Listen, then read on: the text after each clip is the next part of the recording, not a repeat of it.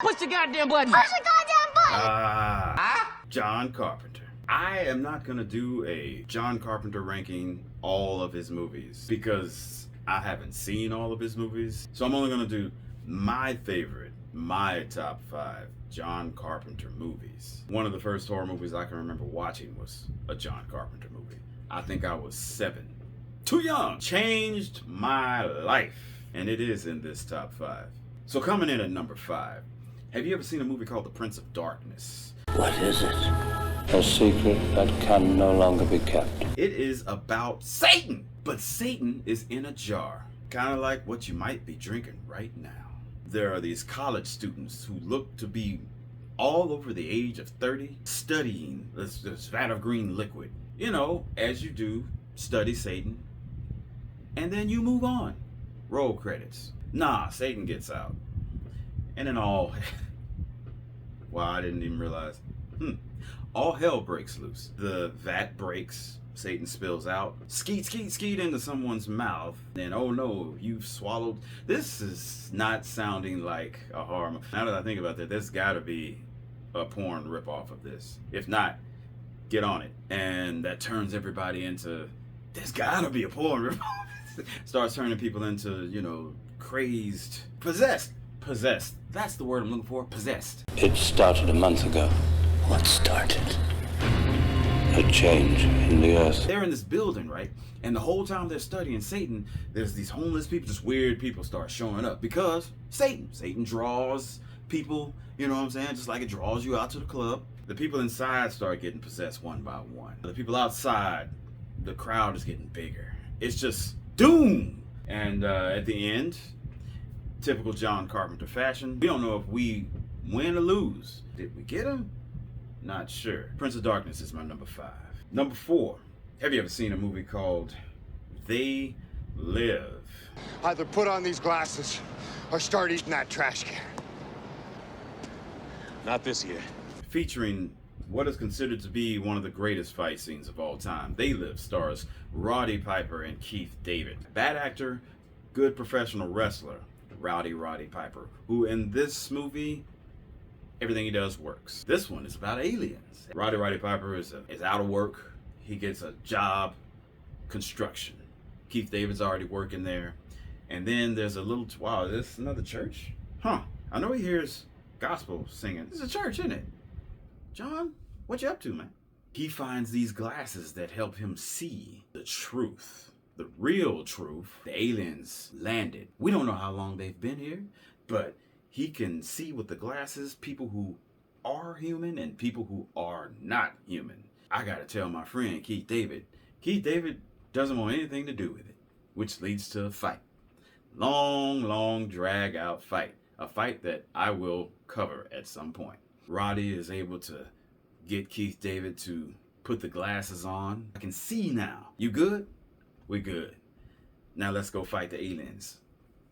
They are not qualified. The aliens are recruiting humans over to their side, tempted by fame and wealth.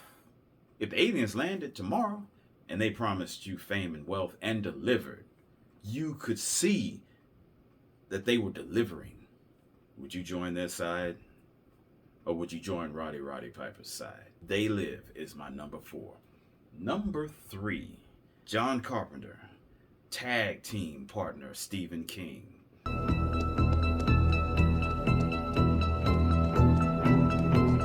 It's about a car that kills people. And it's my number 3. Christine, as far as a story, it's actually got a better character arc than every movie in my top 5. The character arc with Arnie, teenager, high school. Arnie is white and nerdy. He is not pretty fly.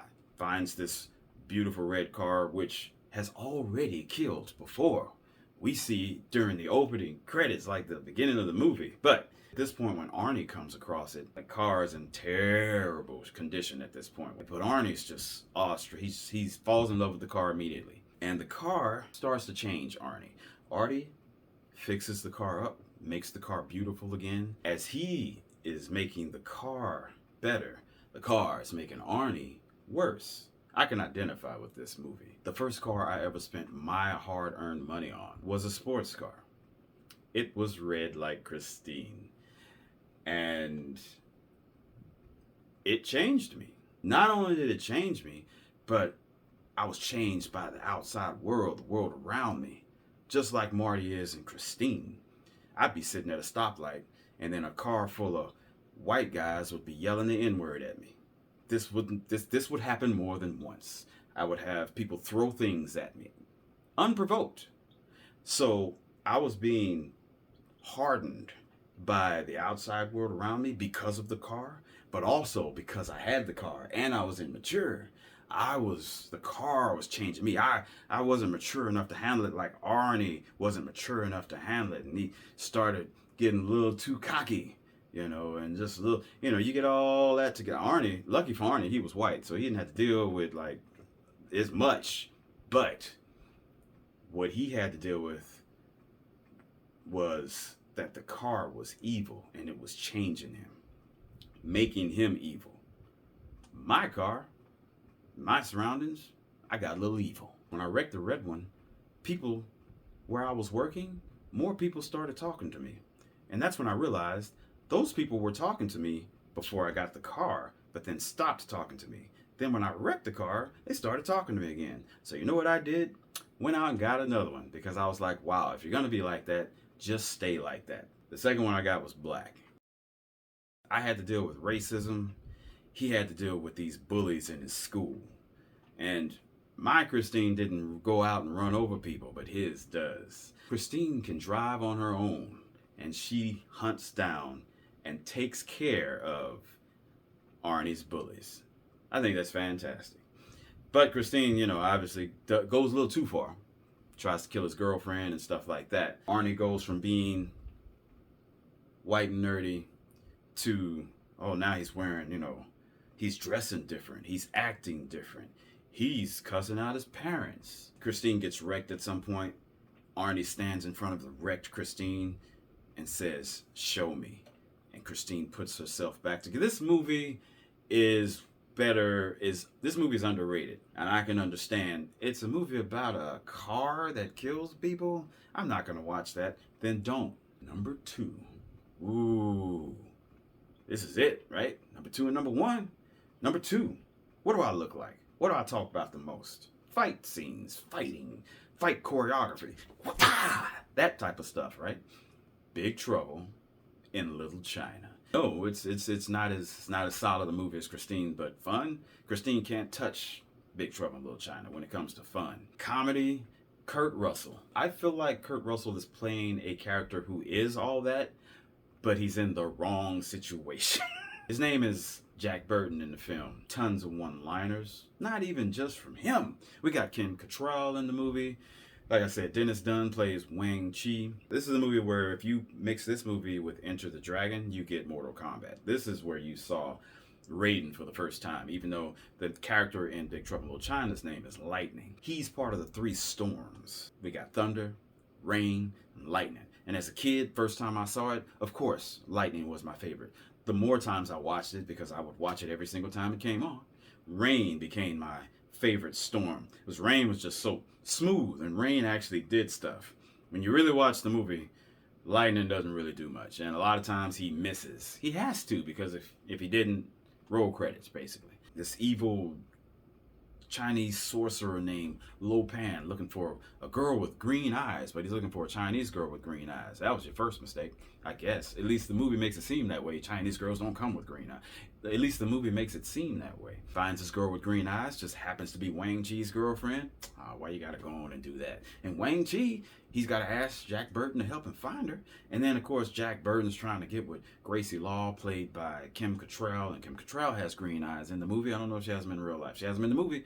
And eventually Lo Pan's like, well, both of them gotta save their women. And while Wang Chi is doing a good job, Jack Burton is completely in over his head. This is a fantastic movie. It's on the reflexes. Coming in at number 1 on my top 5 John Carpenter movies of all time is that movie which I saw when I was 7, The Thing. I'd rather not spend the rest of this winter tied to this fucking couch! The Thing is almost perfect, but it is not.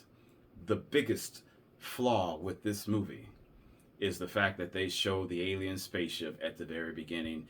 And you can go online and watch people, you can go on YouTube, watch people, first time watchers.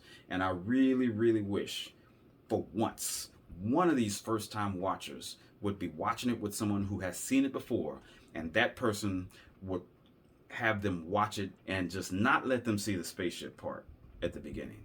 But hey, not everybody can be smart. Same thing with Predator. The Thing is about an alien, a shape-shifting alien. And if blood from this thing gets on you, you are, once again, we got Kurt Russell, and he plays MacReady in this one. A horror movie, no females in the cast. We got To the Windows, To the Nose.